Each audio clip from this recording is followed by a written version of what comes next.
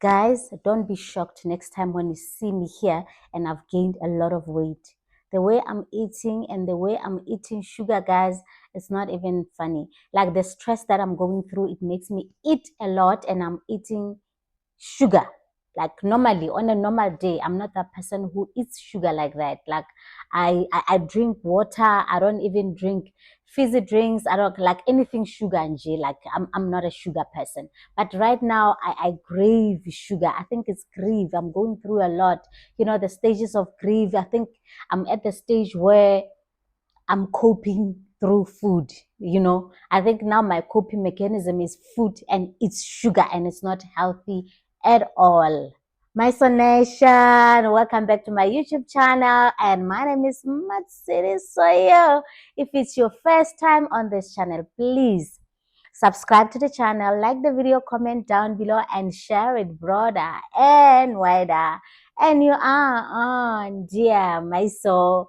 Guys, you know what? I'm going through a lot. This is my life update.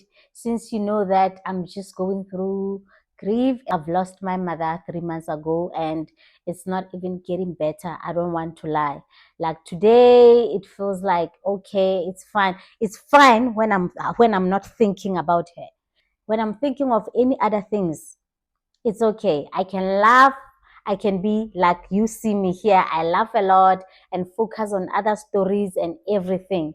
But the moment I think of it, and I think of it in a way that my mother won't be able to do 1, 2, 3, and 4 again. My mother won't be walking around her house.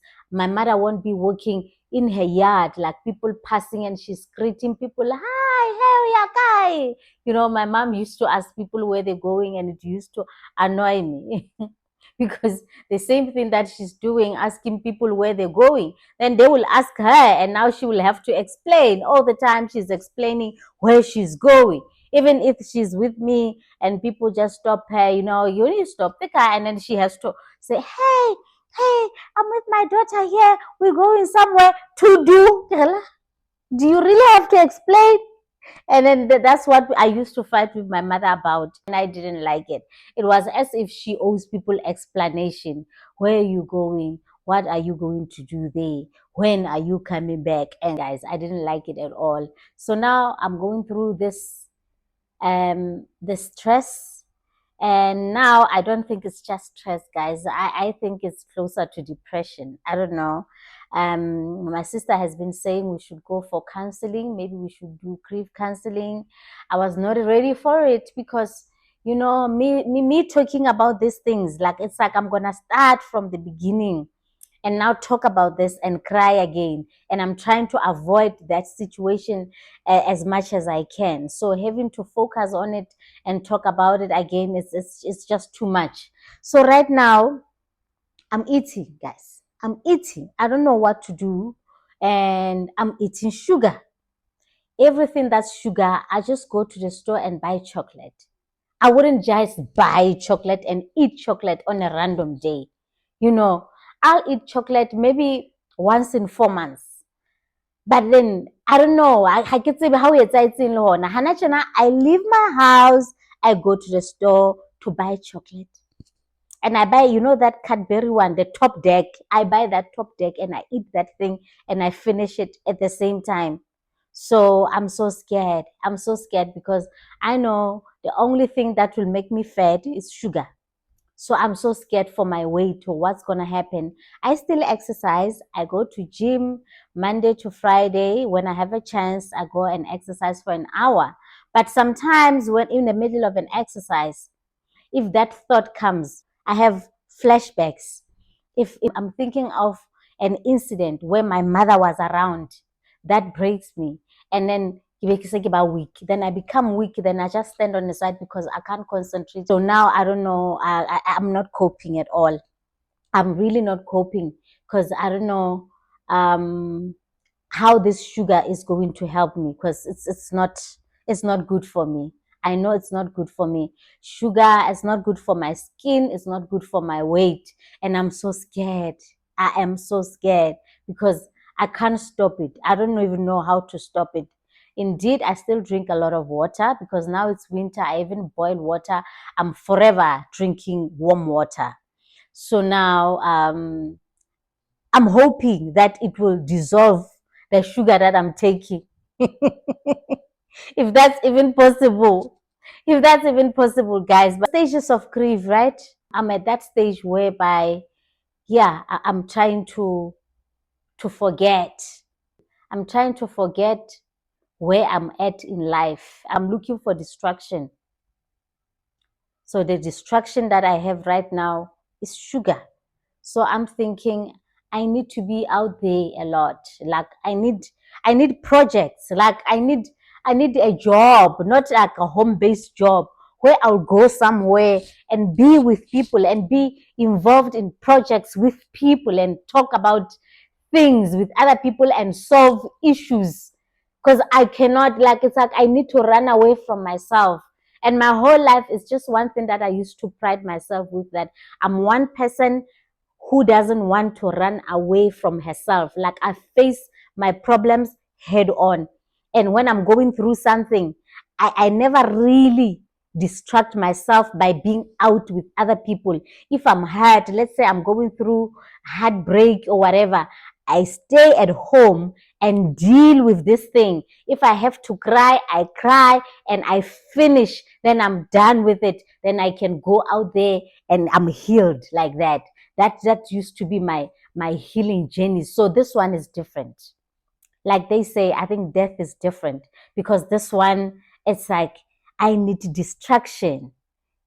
Even if I was a person who likes alcohol, who's into alcohol, I think I will be deep into alcohol. I don't like it. It doesn't make me feel good, but I know that now I'll be dealing with health issues after that. But right now, I need to run away from myself because when I'm with other people, I'm okay. We talk and whatever. But the moment I'm alone, I think of this, then the solution is food and sugar. My daughter was even looking at me and saying, "My mom, but the way you eat, it's not normal." And I never used to eat bread in the morning. No, I'll just eat a cereal. Then I'll survive on fruits the whole day. Like I eat full meal only for dinner. Like 6 o'clock, between 5 and 6 o'clock, I'll eat my dinner. Then I'll eat another fruit before I go to bed.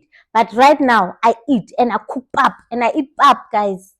Yo, I am so scared for my weight. I am so scared for what's coming. So I need to deal with this as soon as possible. Like, I don't know how I can run away from this. This morning, I even bought marshmallows because I need anything sugar, like lots of sugar. Yes. And it's not healthy. I know it's not healthy, guys. And I don't know. Guys, maybe you can advise me. What is it that I should do? Because I'm not coping. The grief is just too much. I'm at the stage where I need to fill up something. So it's like this sugar is filling up, whatever you know, I'm using the sugar to fill it up and food. Whew. Angiagowisha, guys. Yo, what she has left behind, it's just too much. It's just too much, guys.